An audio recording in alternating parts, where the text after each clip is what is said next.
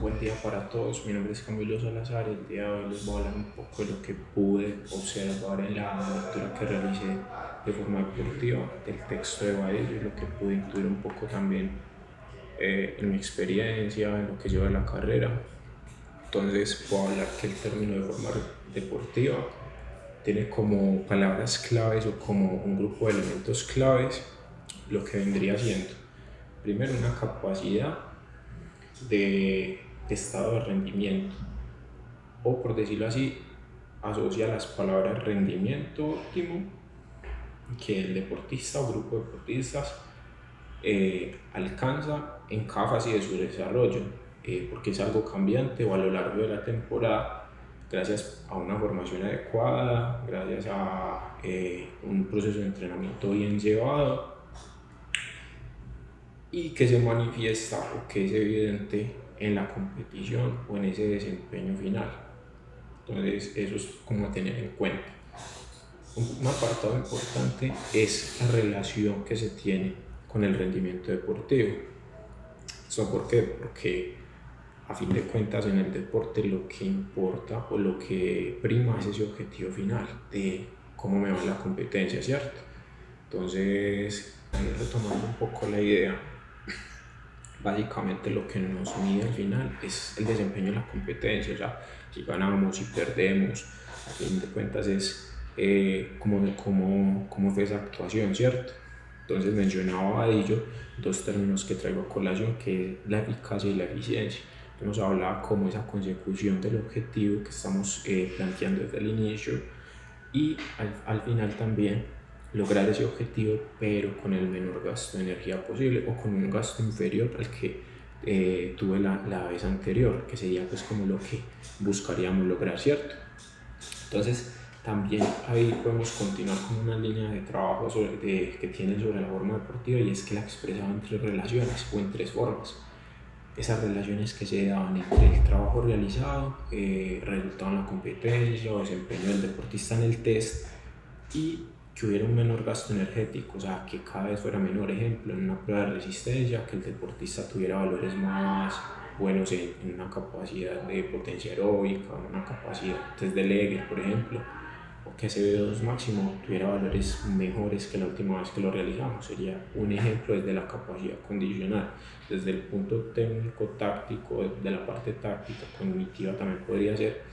Sería, por ejemplo, que un deportista que en fútbol o en baloncesto, la cantidad de pases buenos que realiza, cuántas decisiones buenas puede realizar, y que obviamente eso en el tiempo mejore y sean mejores, pues como esas resoluciones cada vez que el deportista vaya jugando. Sería una forma también de medirlo. También presentaba el grado en el que el sujeto aprovecha o aplica el potencial de fuerza desarrollado cuando ejecuta la técnica específica. Entonces acá lo que menciona es que, por ejemplo, un deportista que realiza una carga en la semana de fuerza o realiza pues un entrenamiento de fuerza, que eso sea expresado en esas técnicas específicas, o sea, que ese trabajo tenga especificidad con lo que necesita la competencia y que se vea reflejado. Eso también sería un punto en el que se expresaría. Y la última, cuando el sujeto alcanza un resultado que está de acuerdo con la capacidad y la técnica actual. Entonces sería pues como esa coherencia entre la carga de entrenamiento que tengo versus el resultado final en la competencia. En deportes de equipo un poco más difícil de medir por lo que son varios jugadores, a pesar de que se realiza pues como un control por separado de cada uno de los participantes. Al final se evaluará todo el conjunto, ¿cierto? Llegando pues a este punto en el que nos mencionaba pues el autor mucho en el texto, lo de los estados de rendimiento.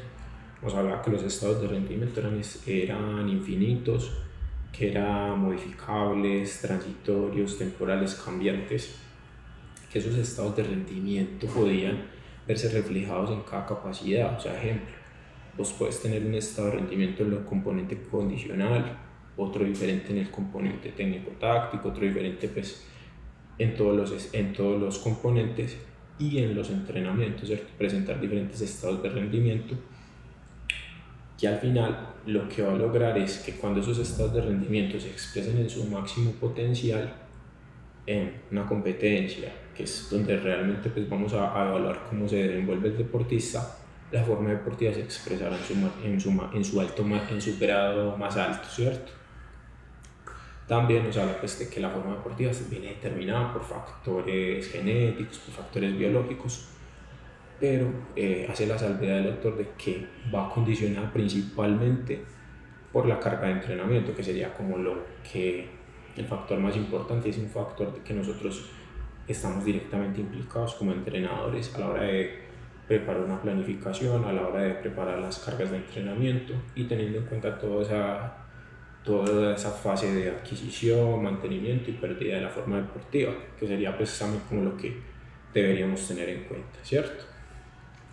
Listo, ya pues también como para tener en cuenta de que hay un punto en el que hace relación a los deportes, habla de deportes que tienen más un componente condicional, como los deportes en los que priman el componente físico, ejemplo, las carreras de velocidad, los deportes en los que se expresa la fuerza explosiva, que serían pues todo ese tipo de lanzamientos, saltos y carreras, ¿cierto? Y otro grupo de deportes en los que mencionaba que la capacidad predominante era la resistencia, que a su vez serían las carreras de media y larga duración, ¿cierto? Entonces, que en estos deportes habían unos elementos claves que eran la dificultad en su adquisición, que era más difícil pues, de encontrar la forma deportiva. También que el tiempo en el que se mantenía era más corto, o sea, había un pico de rendimiento, pero hasta ahí llegábamos, ¿cierto?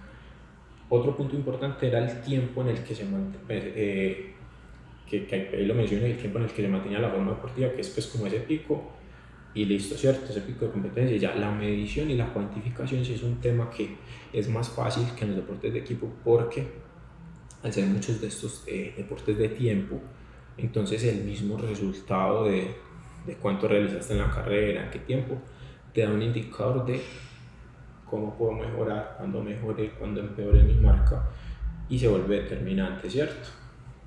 Mientras que, por ejemplo, en los deportes de juegos deportivos, en los fútbol, baloncesto, en este tipo de deportes, nos menciona pues que son, primero, que la forma deportiva se puede alcanzar más rápidamente, ¿cierto?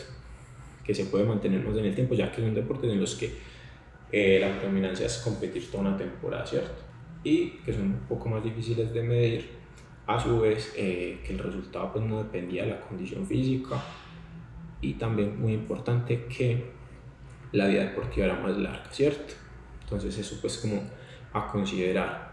Un tema que se me va y es que la forma deportiva viene también ligada a unos aspectos que son la parte emocional, la parte social, cómo se ve el deportista obviamente a futuro, qué aspiraciones tiene, y ese entorno de entrenamiento, ligado obviamente al proceso pues, de entrenamiento, de la carga como tal, esos procesos emocionales, socioafectivos también, porque son muy importantes, y los psicológicos también, porque el deportista puede estar muy bien en su componente físico, en su componente técnico-táctico, pero le ocurrió un problema con su familia, le ocurrió un problema con la novia, le ocurrió cierta problemática, y eso puede repercutir seriamente en la actuación que le expresa la competencia. Entonces, digamos que podríamos decir que los estados de rendimiento del deportista en lo físico, técnico, táctico son muy buenos o están excelentes, pero en ese componente psicológico, en ese componente emocional, no. Entonces, ¿qué va a pasar? Que en la actuación esa forma deportiva se va a ver perjudicada, se va a ver pues